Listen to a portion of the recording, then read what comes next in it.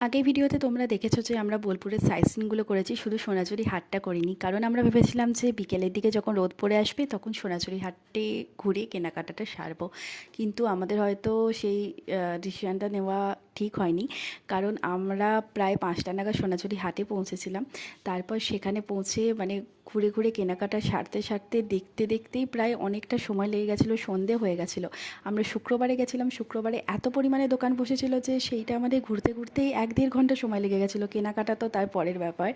তো শনিবারেও বসে, শনিবারে প্রচুর বড় করে হাট বসে, তবে বাকি দিনগুলোতেও কিন্তু খুব ভালোভাবে হাট বসে। তোমরা দেখতেই পাচ্ছ কত দোকান, কি বলবো, পুরোপুরি ঘুরতে গিয়ে বার্গেনিং করতে গিয়ে তারপর কেনাকাটা করে এইসব নিয়ে তো পুরোপুরি কেনাকাটা করা হয়নি।